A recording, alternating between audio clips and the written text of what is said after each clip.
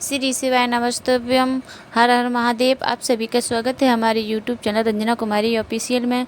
तो दोस्तों, कन्या पूजन में कन्या को चुपचाप यह एक चीज़ दे देना। साल भर होगी धन की वर्षा, जो मांगोगे वह सोचने से पहले मिलेगा। जिस काम के में हाथ डालोगे वह सफल होकर ही रहेगा। घर में आई अपार खुशियाँ। तो दोस्तों, जैसा कि आप सभी को अच्छी तरह से जानते हैं कि नवरात्रि में कन्या पूजन का कितना अधिक महत्व होता है, और कन्या पूजन के साथ ही यदि आपने कन्याओं को अपने ही घर से है एक चीज़ उपहार स्वरूप दे दी, तो मान के चलिए कि आपके जीवन का जो सोया हुआ भाग्य है वह चमक उठेगा। तो दोस्तों, नवरात्रि में अलग अलग प्रकार के पूजन विधान बताए गए हैं। जैसे कोई घट स्थापना करते हैं, कोई अखंड ज्योति जलाते हैं, कोई 9 दिनों तक नियम पूर्वक हवन करते हैं, तो कोई माता रानी को भोग लगाकर उनका पूजन करते हैं।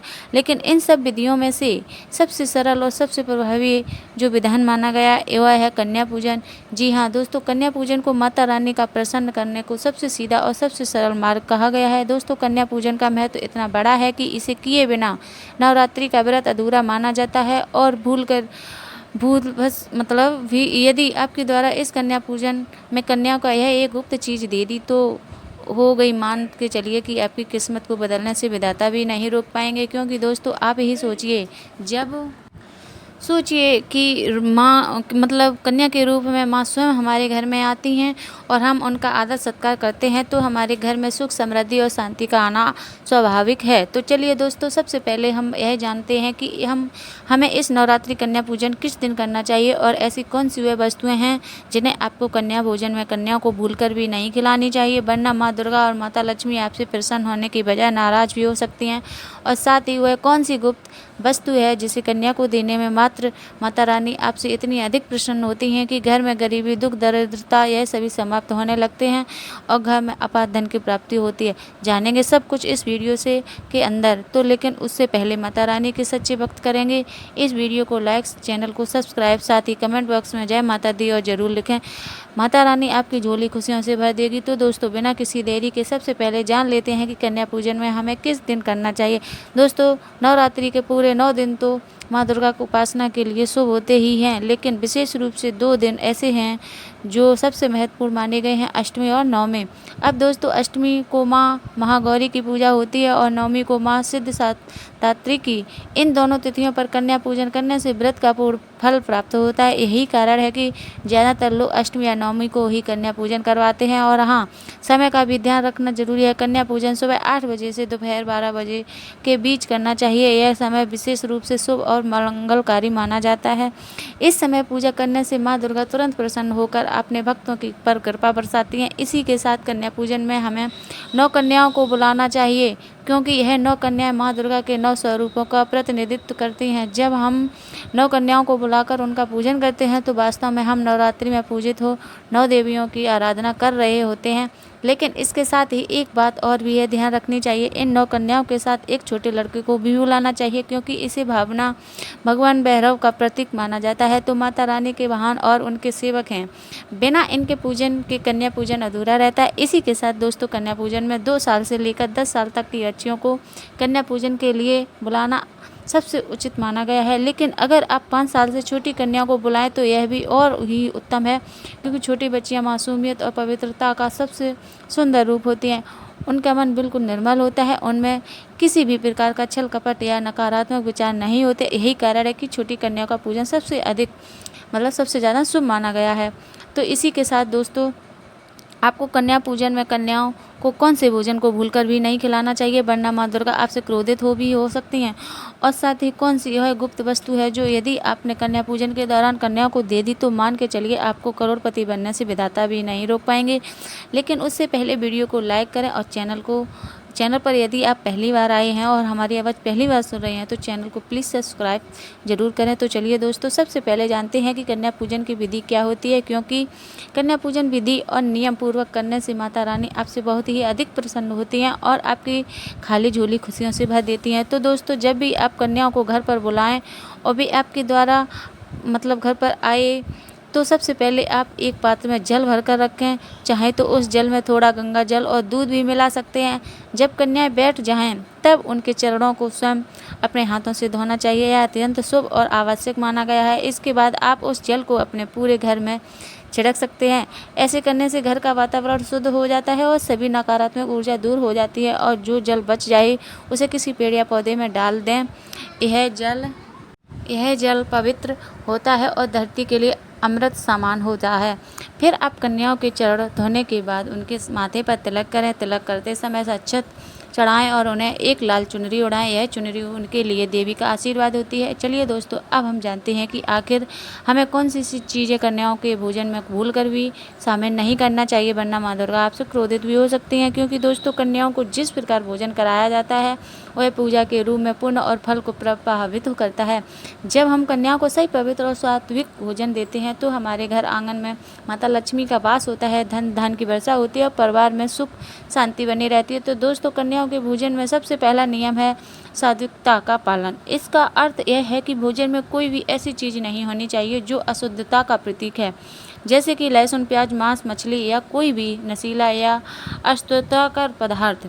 लहसुन और प्याज का प्रयोग खासकर इसलिए वर्जित है क्योंकि यह भोजन की पवित्रता और सकारात्मक ऊर्जा को प्रभावित करता है। यदि लहसुन प्याज वाला भोजन कन्याओं को दिया जाता है तो इसके फल स्वरूप साधक का पुण्य घटता है और घर के वातावरण अशांति, तनाव या रोग व्यक्ति की संभावना बढ़ जाती है। लेकिन इसके विपरीत जो भोजन सात्विक होता है वह अत्यंत लाभकारी होता है कि इसमें मुख्य रूप से खीर, हलवा और पूरी शामिल किए जाते हैं। खीर को विशेष महत्व दिया जाता है क्योंकि यह माता अन्नपूर्णा का प्रतीक है और इसके सेवन से घर में सुख, समृद्धि और स्वास्थ्य प्रभावित नहीं होता है। हलवा भी सात्विक भोजन के अंतर्गत आता है और इसे बनाने में प्रयुक्त घी घर में माता लक्ष्मी का स्वागत करता है। इसी के साथ पूरी या अन्य प्रकार की तली हुई रोटियां भोजन से संतुलित बनाती हैं और यह कन्याओं को आराम से ग्रहण करने योग्य होती हैं। इसी के साथ दोस्तों, आप कन्याओं को मौसमी फल भी दे सकते हैं, जैसे केला, सेब, पपीता, अन्य ताजे फल भी कन्याओं को दे सकते हैं।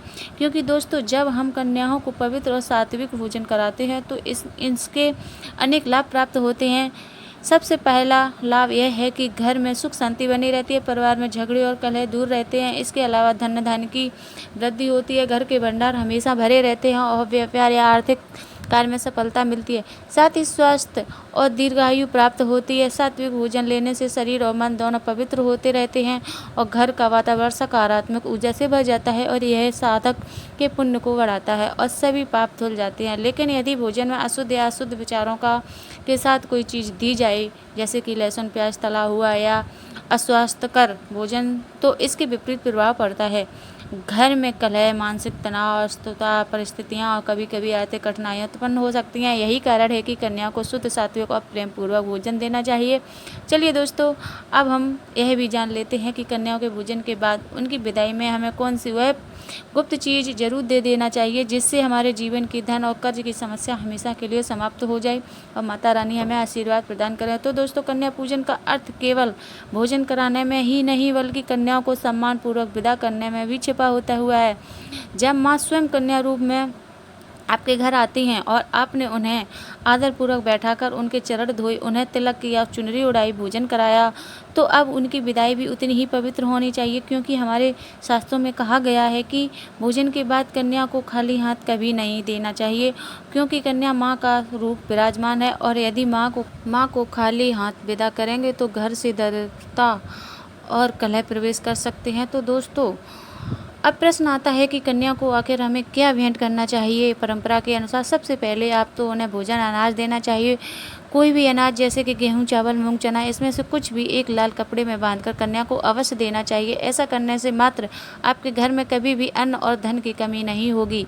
तो इसके बाद उन्हें फल देना चाहिए, जैसे केला से संतरा, कैसा भी मौसमी फल आप दे सकते हैं। फल देना शुद्धता और स्वास्थ्य का प्रतीक माना गया है। फिर आप उन्हें कुछ पैसे भी अवश्य दें। यह धन समृद्धि का आशीर्वाद है। भले ही राशि कम हो, परंतु श्रद्धा और आदर से दी जाए तो उसका पुण्य अत्यंत गुना बढ़ जाता है। तो इसी के साथ दोस्तों, आप कन्या को छोटी छोटी भेंट या उपहार भी दे सकते हैं, जैसे कि चूड़ियाँ, रिबन या हेयर बैंड, रंग बिरंगे पेन, पेंसिल, कॉपी, रंग भरने की किताब, छोटे खिलौने या कोई गुड़िया गेंद आदि। आप छोटे बच्चों को खिलौने भी उन्हें आप भेंट स्वरूप दे सकते हैं। तो अब दोस्तों, बात आती है कि वह गुप्त चीज़ कि जो कि आपको जब भी कन्या को विदा करे गए तो उस समय ज़रूर ही देना चाहिए। इससे आपके बंद किस्मत के ताले खोलने लगेंगे और माता रानी के नौ नौ स्वरूप आपसे प्रसन्न होकर छप्पर फाड़कर धन का आशीर्वाद देंगे। तो दोस्तों कन्या जब आपके घर से जाए तो सबसे पहले आप उनके चरण स्पर्श करके और उनसे आशीर्वाद लें। यह परंपरा बहुत पुरानी है। जब हम किसी के चरण स्पर्श करते हैं तो उसमें विनम्रता और सम्मान झलकता है। और सोचिए जब आप माँ स्वयं कन्या रूप में हमारे सामने हो तो उनके चरण स्पर्श करने से कैसा दिव्य आशीर्वाद मिलता होगा।